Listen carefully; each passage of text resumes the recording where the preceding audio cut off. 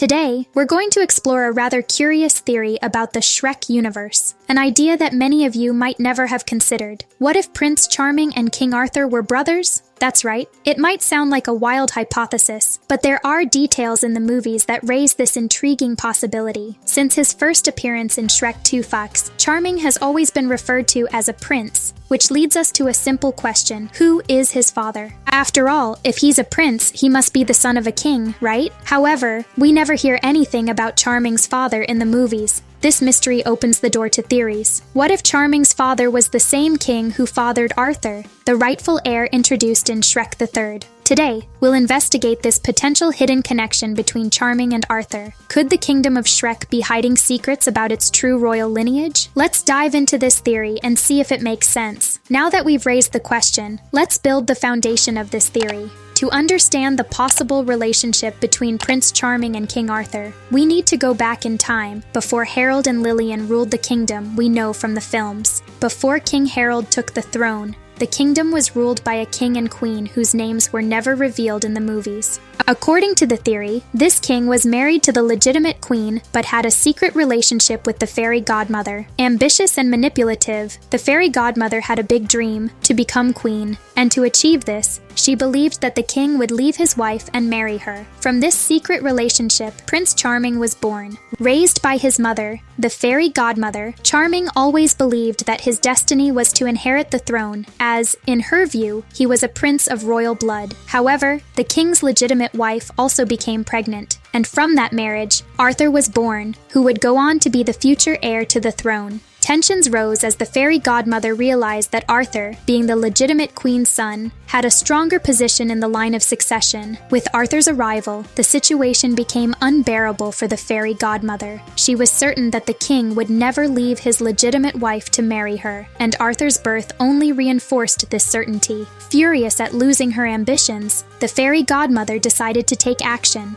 According to the theory, in a fit of rage and revenge, the fairy godmother killed both the king and queen, eliminating any chance for Arthur to inherit the throne. With the death of the rulers, she hoped that Charming could take his rightful place as the future king. However, the plan didn't go as she expected. Arthur, still a baby, was secretly rescued by allies of the royal family and sent to a distant school where he would grow up far from danger and completely unaware of his true identity. Arthur was kept hidden so that one day he could return and claim his place on the throne, while the fairy godmother believed she had gotten rid of him. Meanwhile, with the royal lineage seemingly destroyed, at least in the fairy godmother's eyes, Queen Lillian, sister of the slain king, took the throne alongside her husband, Harold. And as we know, Harold was no ordinary man. He was a frog who made a magical pact with the fairy godmother to transform into a human and win Lillian's love. Upon taking the throne with Lillian, Harold began ruling the kingdom, but always with an outstanding debt to the fairy godmother.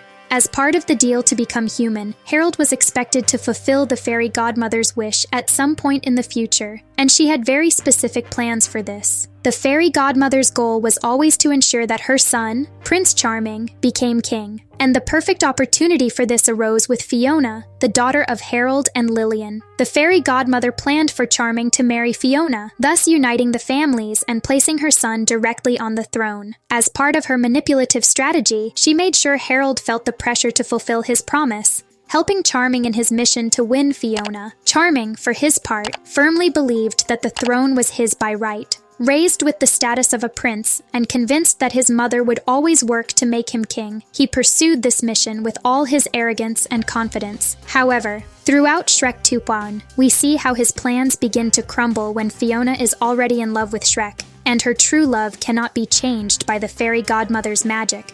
Still, the idea that Charming was the legitimate heir to a kingdom was part of his upbringing.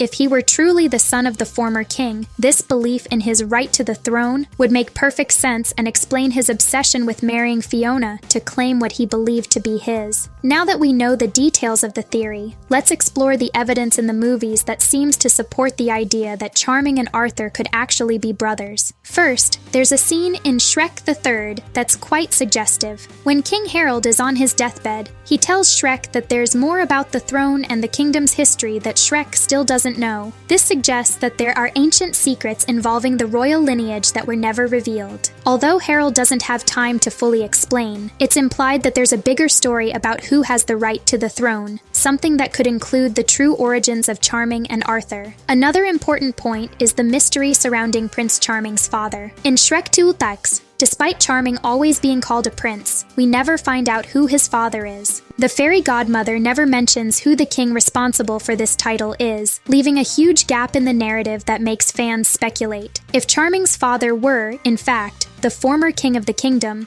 that would explain why he's so interested in claiming the throne. Additionally, the physical resemblance between Charming and Arthur is an interesting detail. Both have blonde hair, something relatively rare in the Shrek universe, and they share some similar facial features. This could be just a coincidence, but it could also be a visual clue that they share a genetic connection, reinforcing the idea that they are brothers. And finally, we never learn much about Charming's childhood. Although he arrives as a character full of arrogance and entitlement, his origins are nebulous. We don't know where he grew up, how he was raised, or why he believes the throne should be his. The lack of explanation about Charming's past allows theories like this to emerge, and the absence of concrete information leaves room for speculation about his true identity. While the idea that Charming and Arthur might be brothers is intriguing, there are several points that weaken this theory and suggest they are probably not related. The first strong argument against this theory comes from Shrek the Third.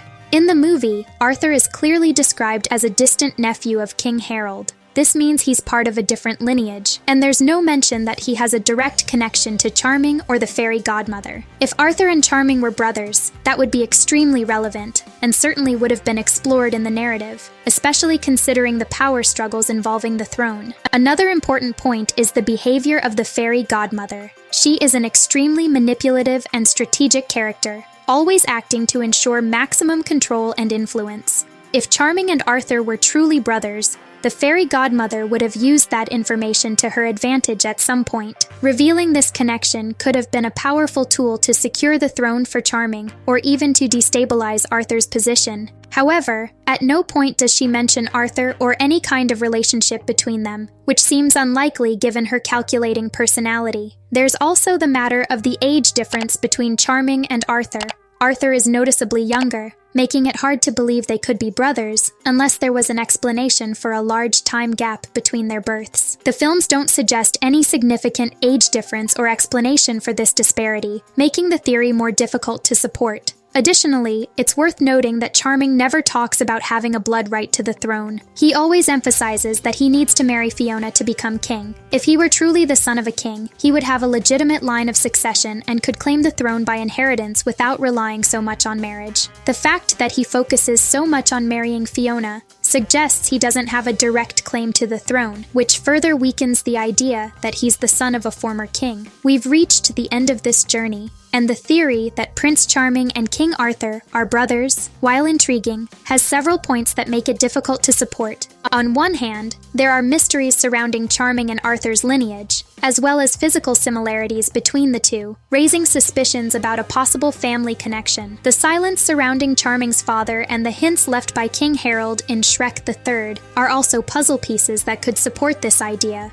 On the other hand, the films themselves seem to debunk this theory in several instances. Arthur's lineage is described as distant from Harold, and the fairy godmother, despite her manipulative nature, never mentions this possible connection, which would have been a strategic move if it were true. Additionally, the age difference between the two and the fact that Charming never claims the throne by inheritance further weakens this hypothesis. The truth is that, while this theory is fun and raises interesting questions about the characters' pasts, the evidence within the films themselves doesn't seem to support the idea that Charming and Arthur are brothers. Now, we want to hear from you. What do you think of this theory? Could there be more hidden secrets in the Shrek kingdom that we haven't yet uncovered? Leave your thoughts in the comments, and let's keep the discussion going. After all, in the Shrek universe, there are always more layers hidden beneath the surface.